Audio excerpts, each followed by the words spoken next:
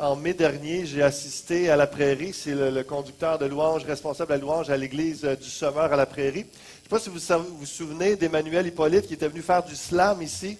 Donc, il est le responsable passage jeunesse à cette église-là. Et là, on a le responsable de la louange avec nous ce matin de cette église. C'est une pépine d'artistes et de gens bénis. Mais c'est des gens que j'ai eu contact. Et puis, Julien a tellement laissé une belle impression sur moi, sur ma vie, non seulement au lancement de son album, comme j'ai dit au printemps dernier, mais cet automne, au mois d'octobre, je l'ai invité. J'étais mal pris à la dernière minute. J'avais besoin d'un conducteur de chant pendant la nuit de prière. Puis vous comprenez que c'est difficile à trouver des musiciens et des conducteurs de chant qui veulent dire « Oui, c'est correct, je vais pas dormir cette nuit et puis je vais investir ma nuit avec quelques personnes à Montréal pour prier. » Et puis, finalement, lui, il l'a fait avec tout son cœur et avec sa guitare. Et puis, c'est une des plus belles nuits de prière que j'ai passées, sincèrement. Puis, je ne dis pas ça parce qu'il est là, parce que je vous l'ai déjà dit avant qu'il vienne. Et ça a été réellement, je lui ai dit, il faut vraiment que tu viennes à l'église nous parler un petit peu de ce que Dieu a fait dans ta vie, mais aussi de nous présenter tes chants.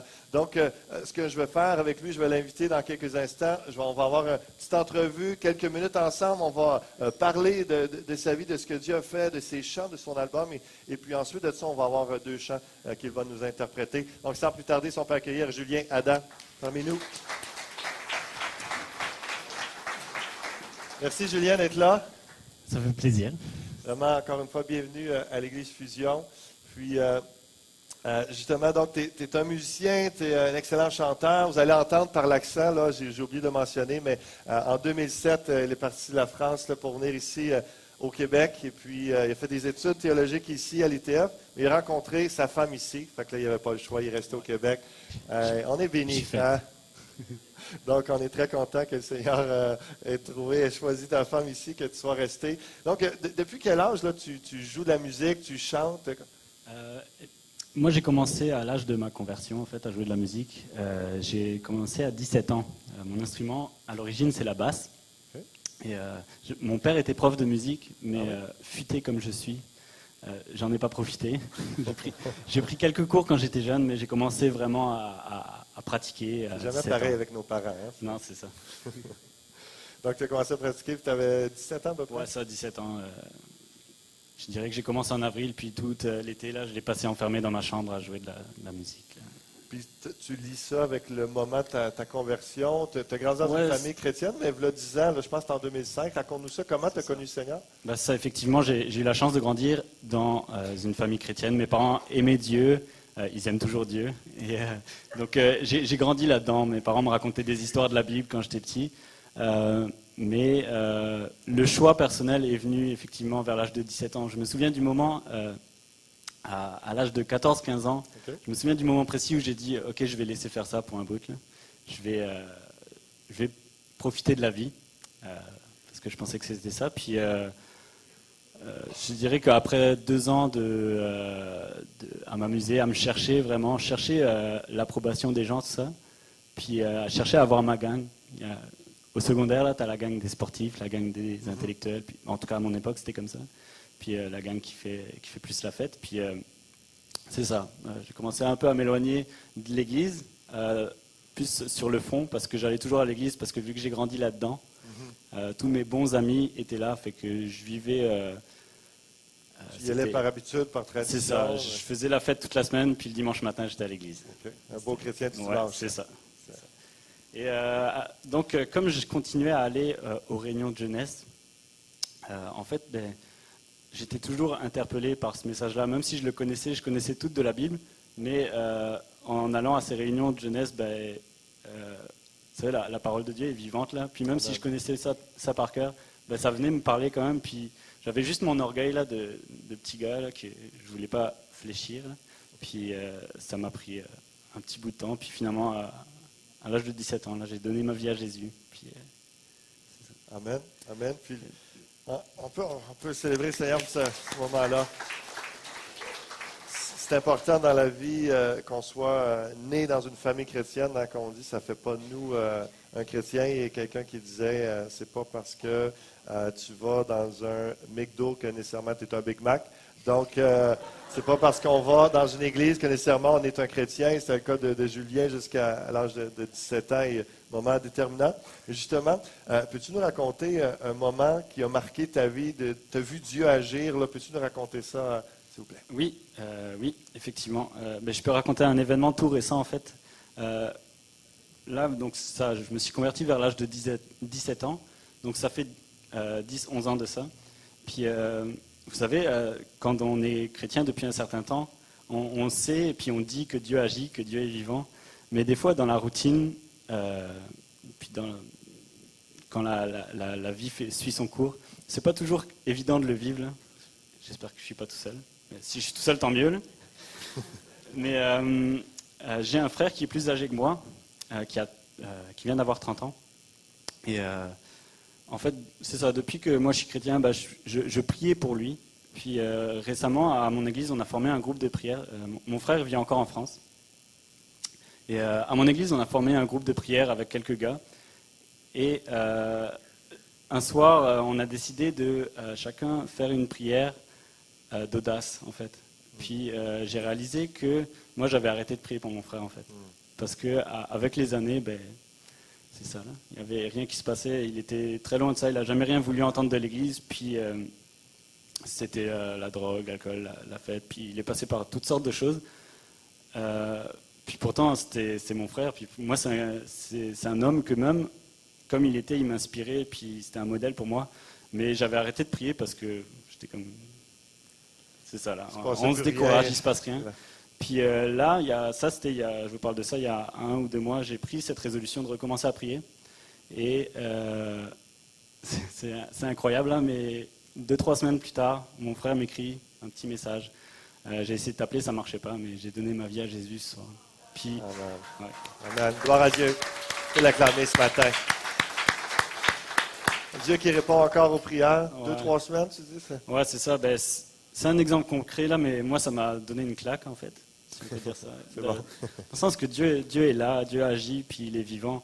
Puis des fois, on entre dans notre vie, dans notre routine, puis on peut prier des prières là qui humainement font pas de sens, là, mais il répond. Amen. Merci pour ce témoignage, puis qu'on soit tous motivés, puis qu'on reçoive une claque d'amour du Seigneur. Juste de dire, let's go, prions des prières audacieuses pour oser s'attendre à de grandes choses, des choses qui sont impossibles humainement. C'est là que Dieu se plaît à accomplir l'impossible. Tu as produit un album, j'en ai parlé tantôt, c'est ton premier album de louange. Qu'est-ce qui t'a poussé à produire ce premier album? En fait, en même temps que j'ai commencé à faire de la musique, j'ai commencé à écrire des chansons. C'est comme j'ai commencé à jouer de la basse, puis j'avais envie d'écrire, fait que j'ai commencé à gratter un petit peu des accords qui ressemblaient pas à grand-chose, puis juste pour écrire des chansons de louange. Puis pendant longtemps, c'était juste, je gardais ça pour moi. Puis est-ce que tu étais déjà conducteur de louange avant? Plus ou moins, là, on peut dire ça. Je commençais à chanter là où ça a donné. Puis de fil en aiguille, j'ai commencé à conduire la louange. Okay. Puis là, le Seigneur t'a inspiré des chants, tu as commencé à mettre ça sur papier. Au fur et à mesure, des gens qui m'ont encouragé à publier ces chansons. Sur ton site aussi, s'il y en a qui veulent le visiter, julienadam.com ou .org. ORG. Ouais. Donc, sur son site, je lisais aussi, tu as chanté avec des artistes comme Stéphane Kéry, Dan Luther, mais tu as aussi été pendant 4 ans avec le band d'Impact. Oui, c'est ça. Donc, ça, c'est avant la production de ton album. Oui, c'est ça. En fait, quand je suis arrivé au Québec, il y a 8 ans maintenant, j'ai commencé à jouer avec quelques-uns, mais jouer de la basse, je ne chantais pas à ce moment-là. Okay. Depuis, j'ai essayé de pratiquer puis d'apprendre à chanter. Bon, je pense que tu as déjà co-écrit avec Sébastien Korn, c'est un des chants sur l'album d'Impact. Je me souviens, j'avais appris à te connaître avec ton nom, là, ton écriture, déjà apprécié. Quand j'ai vu tes chants aussi sur tout ton album, je me suis dit, wow, faut que les gens découvrent cet artiste-là. Donc, tu vas nous interpréter 2 de tes chants là, dans les prochains instants. Peux-tu nous dire qu'est-ce qui t'a inspiré à composer ces 2 chants-là? Oui. Le premier, c'est un chant qui s'appelle Les Océans. Et ce qu'il me disait, un de mes mentors, justement, Sébastien Korn, ce qu'il me disait, c'est qu'une chanson, une bonne chanson, ça sort toujours d'une crise, qu'elle soit positive ou négative. Une crise, souvent, on voit ça comme quelque chose de négatif, mais c'est un mariage, c'est une crise, mais c'est positif. J'espère. C'est ça, en fait, ce chant, Les Océans, il y en a qui rigolent beaucoup. S'il y a des nouveaux maris, c'est ça. Ce chant-là, Les Océans, je l'ai écrit il y a 2-3 ans environ. Je travaillais dans une compagnie où on montait des kiosques pour des salons d'exposition. Okay. Et c'était vraiment j'aimais ce travail, mais c'était un endroit où on peut appeler ça une place sans espoir, je dirais. D'un regard comme ça, puis tous mes collègues, c'était beaucoup de monde que le soir, quand on était en déplacement, tout le monde allait au bar de danseuse, c'était la drogue y allait, okay. Ça allait bon train.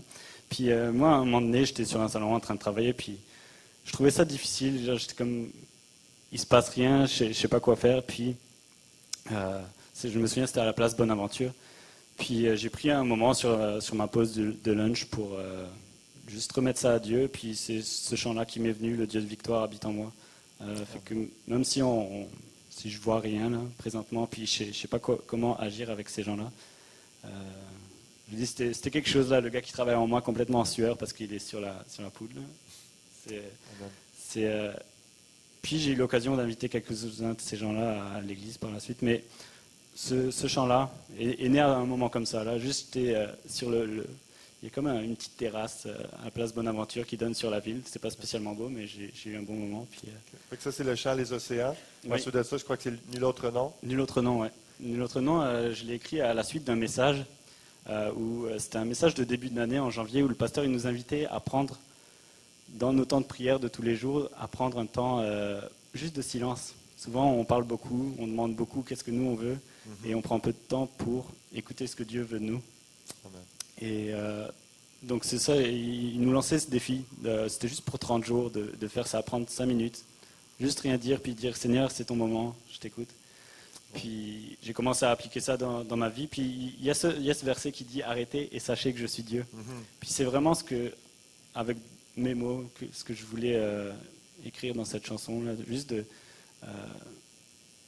juste qu'on puisse prendre ce moment, juste s'arrêter, puis juste réaliser, on a nos soucis, on a nos demandes à faire à Dieu, mais si tu t'arrêtes un moment, tu sauras que Dieu nous dit, tu sauras que je suis Dieu, tu sauras qu'il y a juste moi qui peux te sortir de n'importe quelle situation. Amen. Amen. Je vais inviter les musiciens accompagnés à Julien. Merci beaucoup, Julien, d'être là. Est-ce qu'on peut le remercier pour sa présence? Je vous laisse vous installer. Donc, il va nous interpréter 2 chants. Ensuite de ça, je vais revenir pour un court message.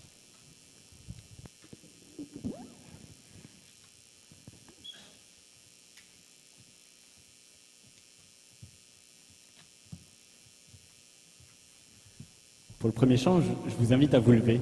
Puis peut-être que certaines personnes l'ont déjà entendu sur Internet ou sur YouTube. Donc si vous vous sentez bien à l'aise, vous pouvez chanter de tout votre cœur avec nous.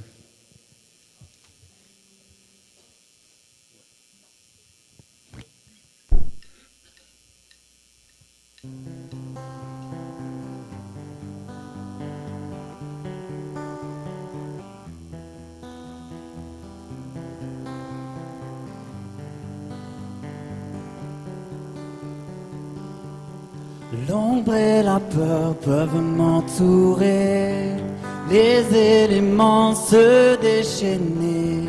Le Dieu de victoire se bat pour moi, pour me délivrer. Et rien ne saura lui résister, rien ne pourra le faire plier. Le Dieu de victoire a pris la croix et l'a terrassé. Le Dieu de victoire est à mes côtés, sa main me soutient au cœur du danger. Je vivrai pour lui, marchant par la foi. Le Dieu de victoire habite en moi. Oh.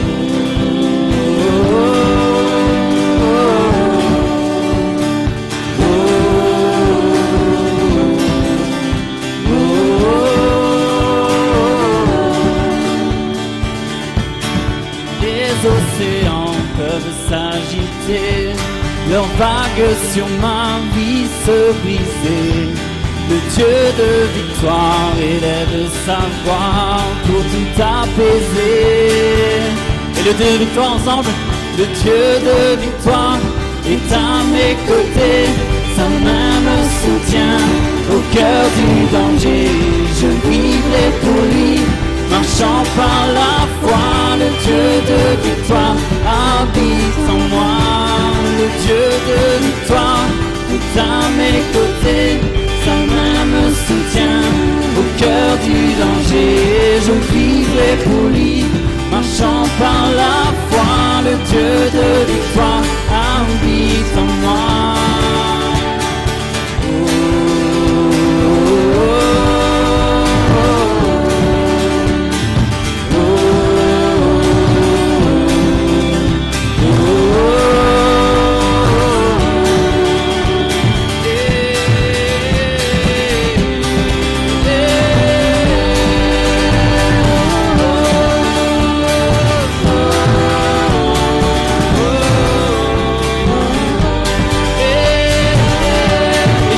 Le Dieu de victoire, le Dieu de victoire est à mes côtés. Ta main me soutient au cœur du danger. Je vivrai pour lui, marchant par la foi. Le Dieu de victoire habite. Encore une fois, le Dieu de victoire est à mes côtés. Sa main me soutient au cœur du danger. Je vivrai pour lui, marchant par la foi. Le Dieu de victoire habite en moi.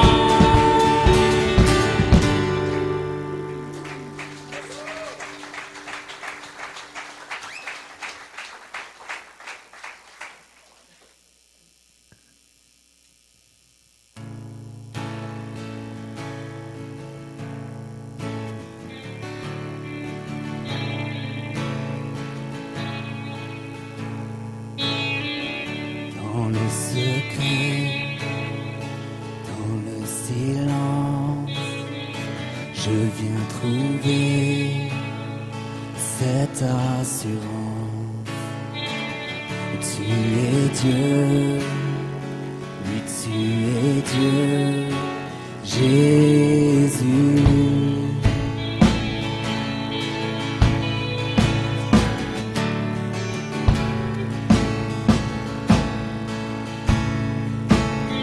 Je suis à toi, prince de paix, mon cœur s'incline et reconnaît. Tu es Dieu, tu es Dieu, Jésus.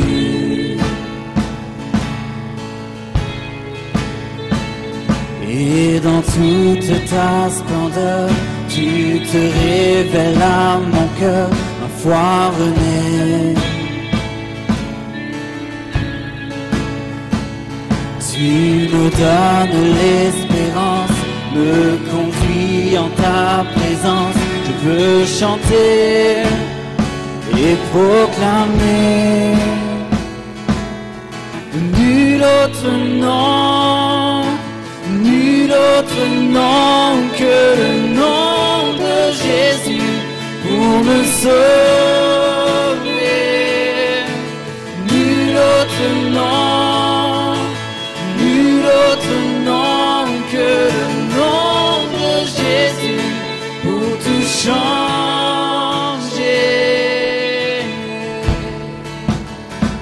J'élève ma voix pour t'adorer, oh, grandis ma foi, pour déclarer, tu es Dieu, oui tu es Dieu, Jésus. Et on déclare ensemble nul autre nom, nul autre nom, nul autre nom que le nom de Jésus pour me sauver. Nul autre nom, nul autre nom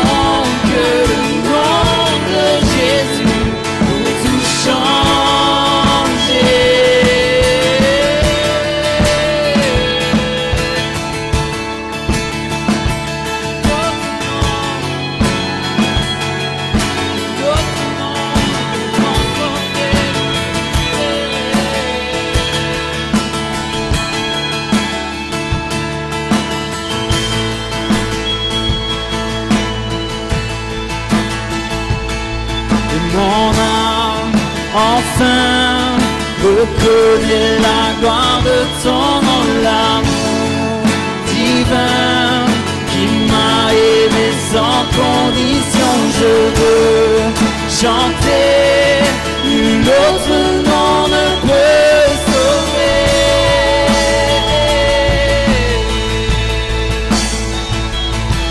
Mon âme, enfin, reconnais la gloire de ton nom, l'amour divin qui m'a aimé sans condition. Je veux chanter, nul autre nom ne peut sauver.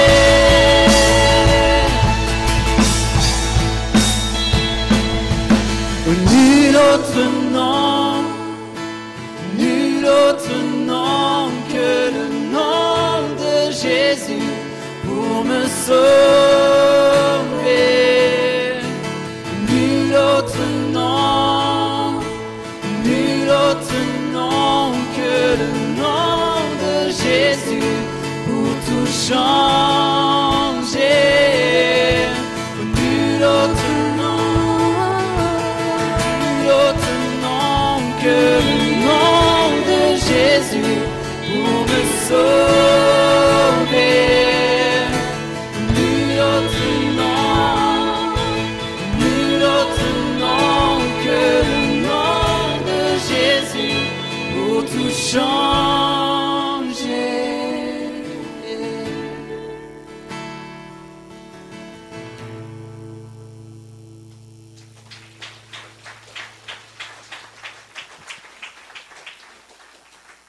Amen.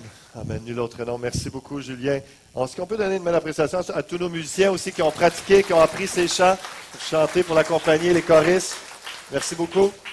Ils sont arrivés très tôt ce matin pour pratiquer, se remettre dedans, comme on dit. Puis vraiment très reconnaissant au Seigneur pour ce qu'ils font.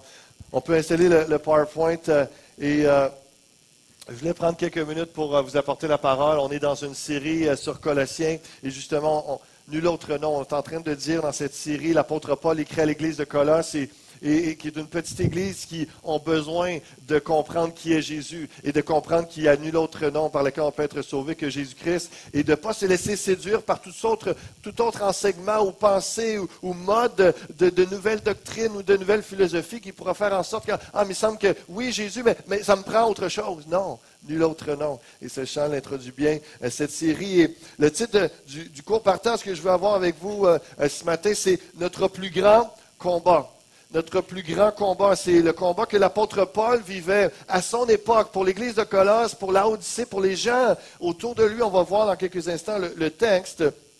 Et on va voir quelle expression aussi, le mot combat dans le grec, agon, et qu'on tire le mot agonie. Et puis, il y a une référence aux Jeux olympiques aussi là-dedans, parce que l'apôtre Paul, dans son époque, il y avait cette réalité de Jeux nationaux grecs. Et puis, il utilise souvent ce mot-là. Et il fait référence au combat spirituel, évidemment. Il n'y a rien à voir avec le combat physique, mais on va regarder ça parce que c'est notre combat aujourd'hui. Et à tous les jours en tant qu'enfant de Dieu. Colossiens chapitre 1 et 2, on va voir seulement 4 versets ensemble. À partir du verset 29, je le reprends ce qu'on a regardé ensemble la semaine passée. Et je vous rappelle que tous les enseignements sont sur le site de l'Église, églisefusion.com. Tout est gratuit et disponible sur le site Internet. Au verset 29, c'est à quoi je travaille. En parlant il annonce Jésus-Christ et le but de son annonce, de ses messages, comme c'est le cas, c'est mon but, le but à chaque pasteur qui apporte la parole ici, c'est de présenter Jésus-Christ et que tous ceux qui reçoivent le Seigneur dans leur vie, qui placent leur foi en Dieu, deviennent matures en Christ, c'est-à-dire ressemblant à lui dans ses pensées, dans ses paroles, dans son agir. C'est l'expression qu'il utilise en disant qu'il soit parfait en lui. C'est l'expression de lui ressembler totalement et il y a cette transformation qui commence lorsqu'on on fait un pas de foi envers le Seigneur. Et donc, il dit, le but d'emmener des gens qui sont croyants à devenir des chrétiens adultes, matures spirituellement, c'est à quoi je travaille en combattant avec sa force qui agit puissamment en moi. Colossiens chapitre 2, verset 1, tout de suite après, il dit, « Je veux en effet que vous sachiez combien est grand le combat que je soutiens pour vous. Et pour ceux qui sont à Laodicée, pour tous ceux qui n'ont pas vu mon visage. Et dans Colossiens 4.12, à d'autres endroits, il parle de combien il est important de combattre, et qu'Épaphras combat pour vous dans ses prières. Et on voit bien que c'est un combat qui est spirituel, il n'y a rien à voir avec les armes physiques. Et tout est dans l'amour et dans la prière et dans le désir que les gens placent leur foi en Christ. Et c'est le combat pour chacun d'entre nous, comme d'organiser ce genre de dimanche fusion-là aux 2 mois et de tout faire ici, à l'Église, tout ce qui concerne des choses techniques comme des choses spirituelles. On a un combat que l'on soutient parce qu'on désire, comme l'apôtre Paul, rejoindre le plus de gens possible. Que ce soit vous qui êtes là, évidemment, chaque semaine, mais d'autres qui sont appelés à s'ajouter, ces centaines de personnes qui suivent par Internet aussi, qui ont besoin de connaître Christ. Et c'est notre combat qu'on soutient jour après jour, qu'on s'efforce afin qu'on désire que le plus de monde puisse voir notre visage. Ça veut dire que s'ils voient notre visage, c'est parce qu'on leur a parlé du Seigneur et qu'ils puissent cheminer et qu'ils ont trouvé la face de Dieu. C'est ça notre but, c'est ça notre cœur et le cœur de l'apôtre Paul. Et je voulais vous dire que sachez combien est grand le combat que nous soutenons pour vous. Pour vous, comme les gens de cette ville et cette région. Et c'est pour cela qu'on fait tout effort et qu'on a invité Julien et qu'on organise et qu'on travaille fort pour que les gens connaissent Christ. Comme j'ai dit, l'expression combat, référence aux Jeux olympiques grecs, il y avait à l'époque de l'apôtre Paul les Jeux olympiques et ça vient de la ville d'Olympe où ça se passait. Il y avait des courses à pied, la course en char à 4 chevaux, de lancer du javelot, le lancer du poids. Il y avait du saut en longueur, des sports de combat, un pugilat, une forme de boxe. Il y avait un pentathlon qui était 5 disciplines, dans un jeu qui était là. Et puis, c'était tous des athlètes qui se préparaient vraiment pour ça. Et l'apôtre Paul dit, il y a un combat qui est là, il y a un jeu où il y a une préparation, où c'est ardu, où on est là. Eux autres, c'était la vie et la mort, c'était leur vie. Et l'apôtre Paul dit, c'est ma vie de prêcher Christ et que les gens connaissent le Seigneur. Et c'est notre cas également. C'est pour ça que Jésus, c'est notre passion. C'est notre passion, on est passionné de lui. On veut communiquer aux gens cette passion. Colossiens chapitre 2 dit, pourquoi qu'il soutient un combat? Annoncer Christ, mais afin qu'ils aient le cœur rempli de consolation. Qu'ils soient unis dans l'amour et enrichis d'une pleine intelligence pour connaître le mystère de Dieu, savoir Christ. Mystère dans lequel sont cachés tous les trésors de la sagesse et de la connaissance. Avant de vous raconter un témoignage, juste vous lire ceci. Ce passage réfute du reste abondamment tous les genres de fanatisme qui s'imaginent pouvoir attendre une révélation de Dieu plus haute, plus vaste que celle qui a eu lieu en Christ, c'est-à-dire au siècle du Saint-Esprit. Tout ce que le Saint-Esprit révèle, il le prend de ce qui est à Christ, car en lui sont cachés tous les trésors de la sagesse et de la science. Le Saint-Esprit, aujourd'hui, n'est pas là pour prendre toute la place, il est là pour pointer à Christ. Et lorsque Christ était là, il était là pour pointer au Père. Il y a cette unité, cette communion entre... On a besoin du Saint-Esprit qui nous anime et qui nous éclaire. Et comme on va le voir tantôt, qui nous ouvre les yeux, qui nous ouvre l'intelligence pour comprendre que Dieu nous aime, au fond. C'est tout simple. Mais combien que c'est dur à saisir et à comprendre combien le mystère de Dieu qui est caché en Jésus-Christ. Le désir que le cœur soit rempli de consolation. Notre combat est pour consoler les affligés. On combat pour que des gens entendent parler du Seigneur et qu'ils puissent trouver un apaisement. Parce que dans le mot consolation, il y a l'idée de réconfort, apaisement, de trouver du courage dans le Seigneur. Donc, que vous soyez nouveau ou pas ce matin, la parole vous parle. Il vous rappelle que Jésus, c'est le prince de paix.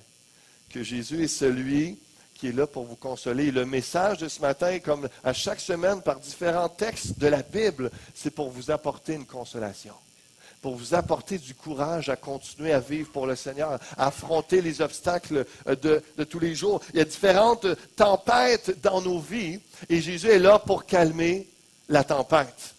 Il y a toutes sortes d'angoisses. Il y a des gens qui sont de plus en plus sur différentes médications parce qu'ils sont angoissés, stressés, ont de la difficulté à travailler, de la difficulté à réfléchir, à prendre leurs responsabilités. Il y a une angoisse qui est là. Ça peut être parce que, à cause de tout ce qui se passe dans ce monde, un peu le terrorisme, les guerres et les craintes, et ce qui s'en vient, les gens sont angoissés, mais aussi très proches d'eux à cause de ce qui se passe dans leur couple, avec leurs enfants, ces difficultés à l'école, difficultés d'apprentissage, eux autres aussi sont sous médication, il y a toutes sortes de réalités, il y a une angoisse qui est là. Ils ont besoin d'un message de consolation. Et ce message, c'est Jésus-Christ qui apporte la paix, le prince de paix, qui est capable d'apporter une consolation, un réconfort, un courage, de calmer la tempête, quelle que soit la tempête. Il y a des tempêtes aussi avec les finances, avec le travail, les pertes d'emploi, des maladies qui arrivent. Le Seigneur apporte consolation. Il y a un homme la semaine passée qui est venu me voir, ça fait quelques semaines à peine, qui a donné sa vie ici au Seigneur avec sa conjointe. Puis il est venu me dire, il dit, David, je suis tellement béni. Moi, il y a quelques semaines, j'allais me pendre. Il y a quelques semaines, avant que notre cher Raymond lui parle du Seigneur et commence vraiment à parler plus de sa foi, ce frère-là, lui, il pensait réellement s'enlever la vie. Il était découragé, il était désespéré. Il avait besoin de la consolation du Seigneur. Il avait besoin du courage, de l'apaisement de Dieu. Et ça l'a pris place. Ça fait à peine quelques semaines. On va vous le présenter éventuellement. Puis, en train de suivre le processus, il regarde il veut se marier, il veut passer par les eaux du baptême. Il dit même ma santé parce qu'il est passé par un cancer. Et là, le Seigneur est en train de le relever. Les traces du cancer sont en train de disparaître. La santé a repris. Il me disait ça la semaine passée. Il m'a dit, le prince de paix est rentré dans sa vie. Il y a une consolation qui a pris place.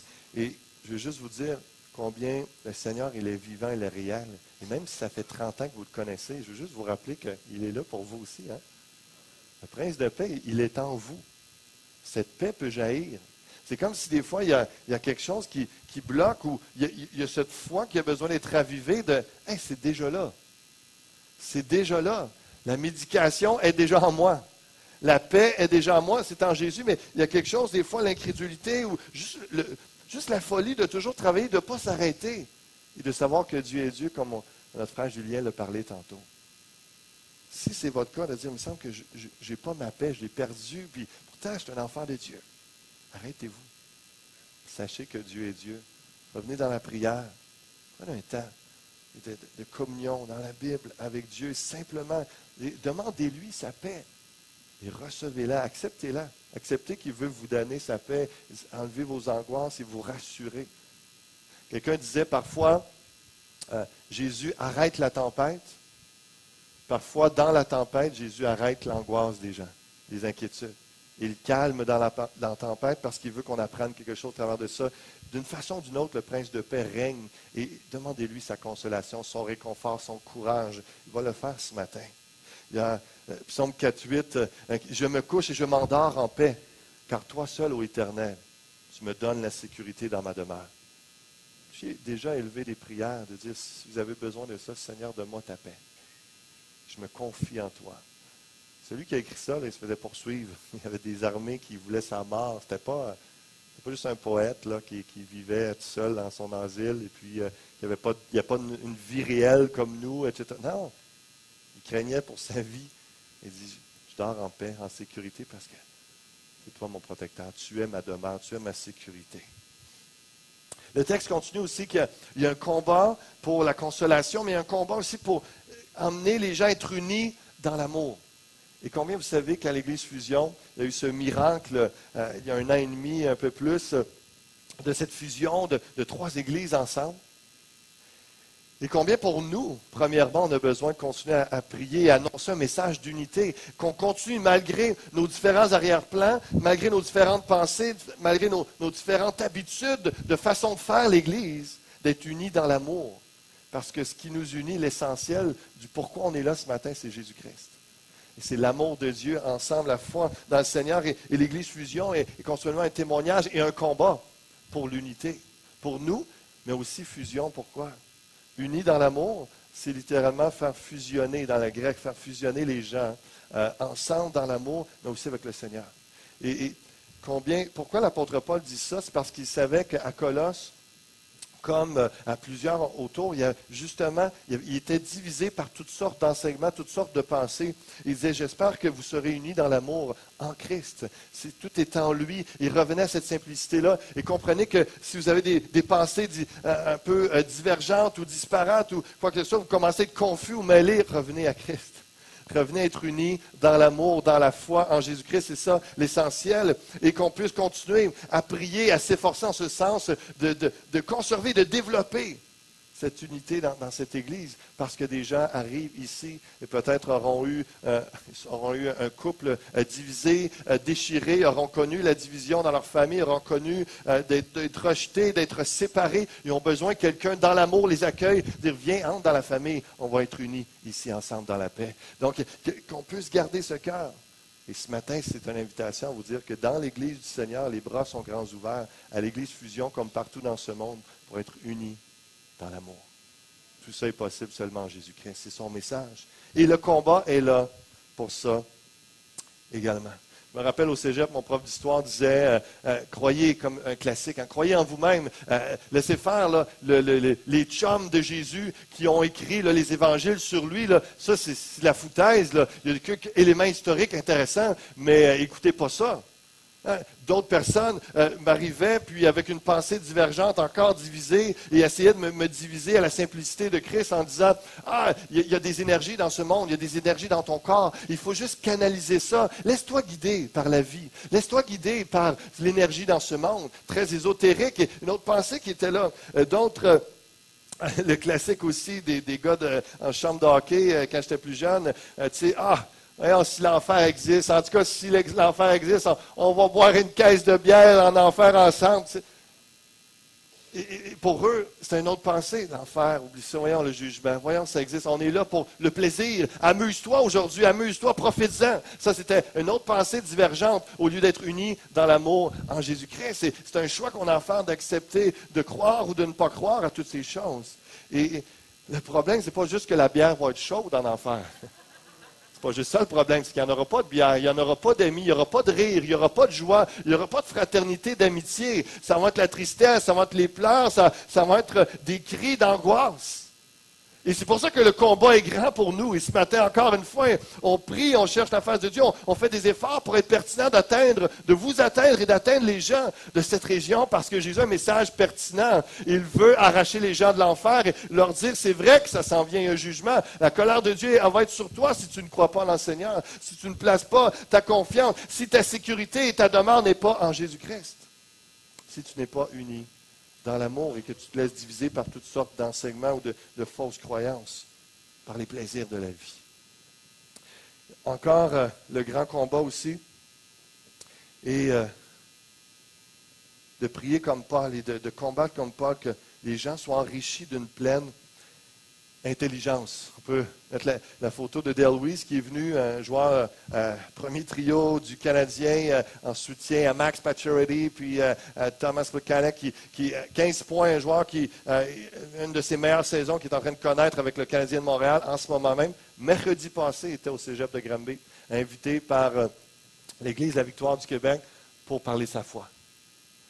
Et lui, c'est tout simple. Il y a un article qui a été écrit, mais juste pour vous emmener, faire le lien avec le fait qu'on combat aussi pour que les gens comprennent le message, comprennent que Dieu est réel, comprennent que Dieu les aime, qu'il existe et que tout se passe en Jésus-Christ. Et lui était venu simplement parler, c'est un message de base sur la foi, il croit en Dieu, Dieu fait partie de sa vie.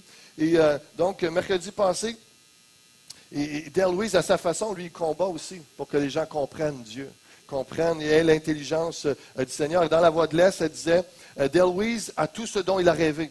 Une carrière dans la Ligue nationale, une femme merveilleuse et des enfants extraordinaires. En prime, il porte les couleurs du Canadien de Montréal, l'équipe de son enfance. Hein? Quoi demander de mieux? Et Weiss est reconnaissant envers Dieu, et c'est de Dieu et sa foi dont il est venu parler mercredi soir à l'auditorium des Jardins du Cégep à l'invitation des gens de l'Église La Victoire du Québec. Un joueur du Canadien qui débarque à Granby, ce n'est pas rien.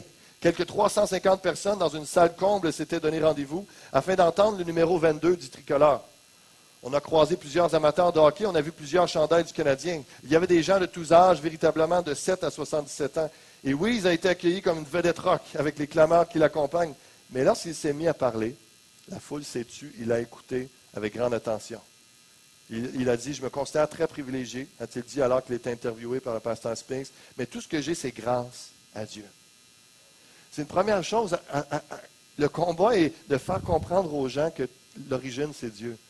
toute grâce, soit le soleil, la beauté du ciel, les étoiles, le fait que tu puisses manger, que tu aies la vie, n'importe quoi, tout est une grâce. Et lui, il l'a compris, c'est ce qu'il témoignait.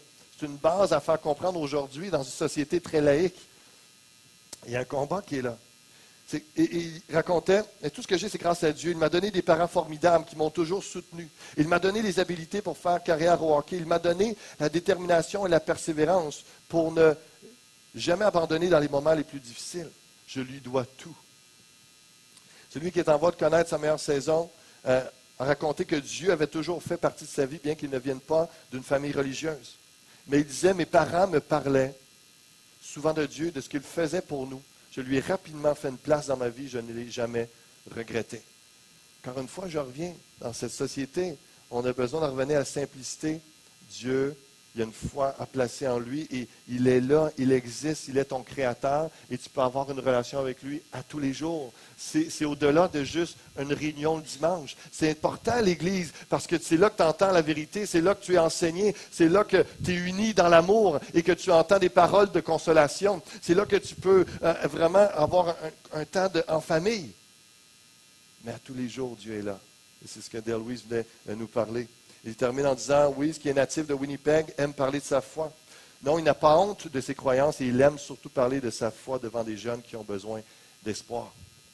Et c'est ça que je voulais vous partager sur, simplement, je vais conclure en prière avant qu'on chante un dernier chant ce matin.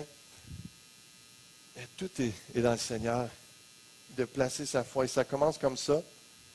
Il y a une foi qui progresse. Dans la vie tous les jours, les gens commencent à adresser des simples prières. Mais un jour, comme Julien l'a vécu à l'âge de 17 ans, mais ce moment où tu as un moment de conviction, où tu veux et Dieu veut plus. Il veut faire de toi son enfant. Le Saint-Esprit va venir habiter en toi. Et c'est ça la beauté, comme je le disais tantôt, la consolation. Être uni dans l'amour, goûter à l'amour de Dieu et recevoir l'intelligence, la compréhension de Dieu, que nos yeux s'ouvrent. Lorsque Dieu vient habiter en nous, tout ça prend place. C'est ça le mystère de Dieu. Dans le dernier verset, verset 3, où le mystère de la sagesse, de la science, Jésus-Christ est venu à s'incarner. On va avoir Noël bientôt, la naissance de Jésus. Ça, c'est Dieu fait chair. C'est Dieu qui est venu sur terre. Et il y a quelques semaines, on a parlé, Jésus, c'est le créateur de toutes choses, du ciel et de la terre, des anges. Il est avant toutes choses, d'éternité en éternité. Il est Dieu. Ça, c'est Jésus, le Fils de Dieu. La parole devenue chair. Dans son incarnation, toute la sagesse, la science. C'est lui qui a créé toutes choses. Donc, imaginez que toutes les lois scientifiques et toutes choses subsistent en lui, grâce à lui et pour lui. Et en même temps, je termine en disant ceci. Lorsqu'on parle c'est dans ce mystère que sont cachés tous les trésors de la sagesse et de la science en Christ. Voyez sur ces deux mots que l'apôtre réunit très souvent, ce qui ne veut pas dire que ces trésors soient inaccessibles à l'homme, puisque l'Évangile n'a d'autre but que de l'en mettre en possession. Dieu veut vous donner cette science, cette sagesse. C'est en Jésus-Christ. Mais ce mot caché signifie certainement que cette sagesse et cette science échappent à celui qui ne veut pas renoncer à sa propre sagesse ou qui prétend puiser à d'autres sources la science du salut. Si vous essayez par vous-même, si vous croyez que c'est juste dans les bouquins, dans la sagesse humaine, dans la science, juste dans la connaissance d'aujourd'hui qu'on va arriver à avoir un monde meilleur et que vous allez pouvoir atteindre votre nirvana ou votre paradis à vous-même, ou juste, il n'y a pas rien de ça, l'important c'est juste de vivre. Il y a une réalité que Dieu vous parle ce matin. Il est vivant, il est votre créateur. Croyez en lui et il s'est incarné en Jésus-Christ pour que par votre foi en lui, vous receviez le pardon de vos péchés, mais qu'il vienne habiter en vous.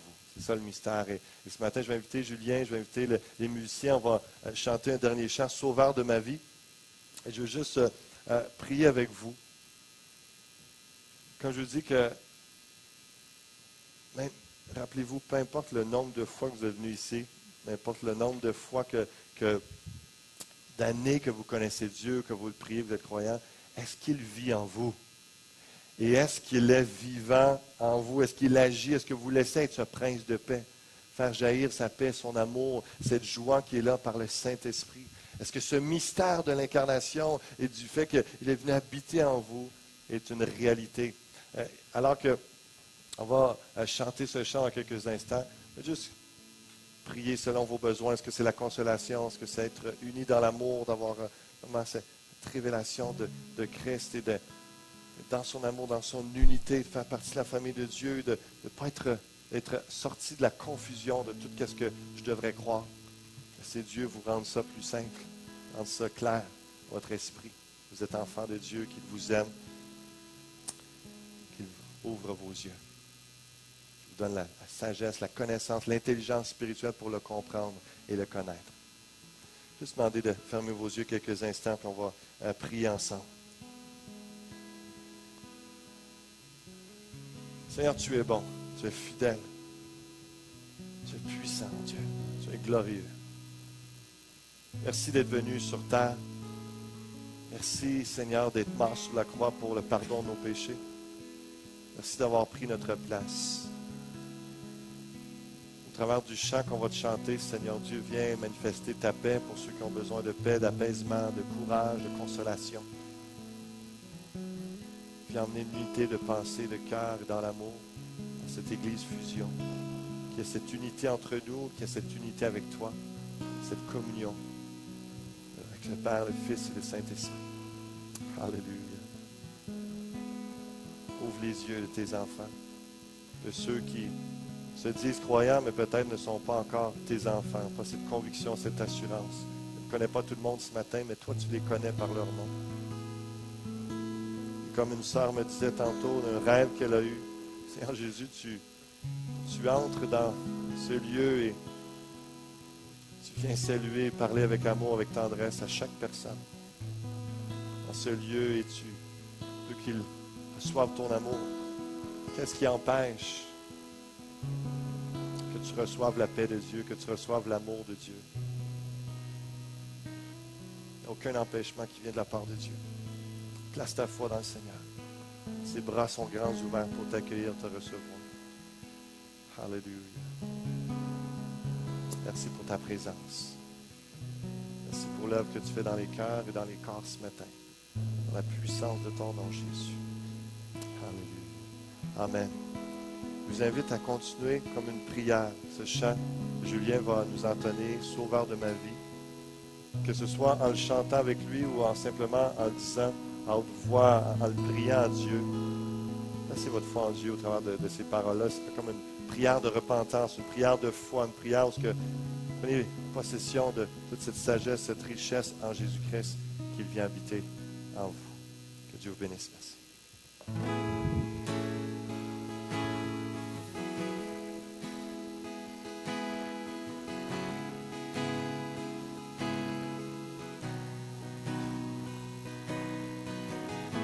Tu es le soutien de celui qui tombe.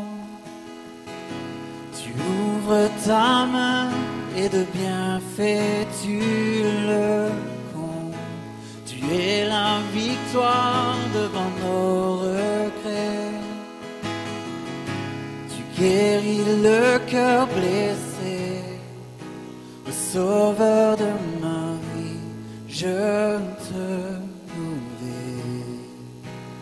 amour infini, je chanterai l'immensité de ton nom, la beauté de ton pardon.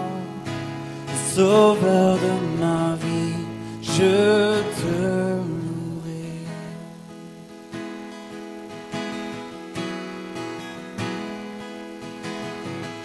Tu ouvres les portes devant mes pas, ramenant mon cœur dans le plan tracé pour moi. Jésus, tu me donnes une vie nouvelle, car ton amour est éternel. Sauveur de ma vie, je te loue. Amour infini, je chanterai l'immensité de ton nom, la beauté de ton pardon. Sauveur de ma vie, je te loue. ensemble. Sauveur de ma vie, je te loue. Amour infini, je chanterai l'immensité de ton nom, la beauté de ton pardon. Sauveur de ma vie, je te louerai.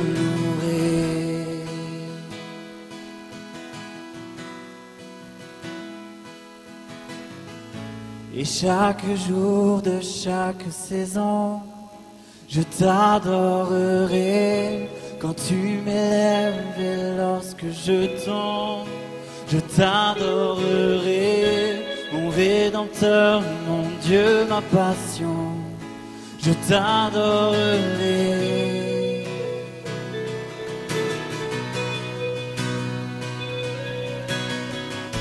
Et chaque jour de chaque saison, je t'adorerai. Quand tu m'élèves et lorsque je tombe, je t'adorerai. Mon Rédempteur, mon Dieu, ma passion, je t'adorerai. Au Sauveur de ma vie, oh.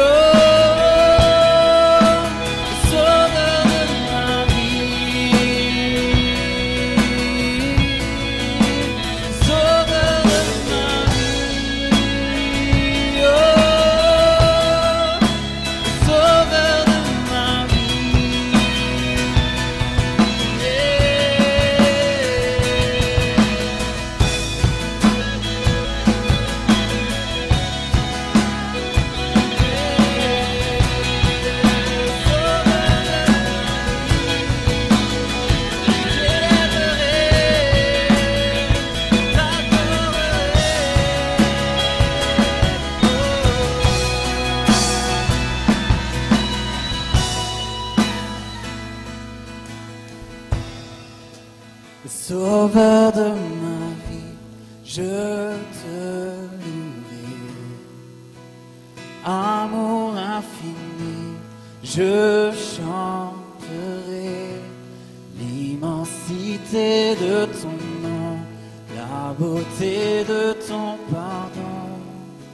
Sauveur de ma vie, je te louerai. Sauveur de je te louerai, le Sauveur de ma vie, je te louerai.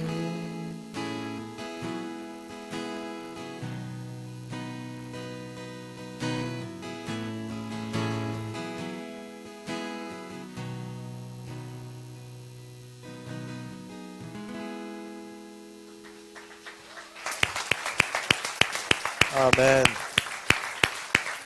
Merci beaucoup, Julien. Merci encore une fois à tous les musiciens pour ce merveilleux chant. Si vous voulez son album, vous pouvez vous le procurer à l'arrière, à l'espace Bienvenue. J'encourage aussi, s'il y en a, vous n'avez pas de Bible, vous voulez cheminer dans votre foi, vous voulez avancer, n'hésitez pas à aller à l'espace Bienvenue. Il y a des gens très sympathiques qui sont là, ils vont répondre à vos questions, puis ils vont vous aider à la prochaine étape dans votre vie. Il y a des Bibles, il y a toutes sortes de choses, matériel pour vous aider. Merci d'avoir été là. Que Dieu vous bénisse abondamment.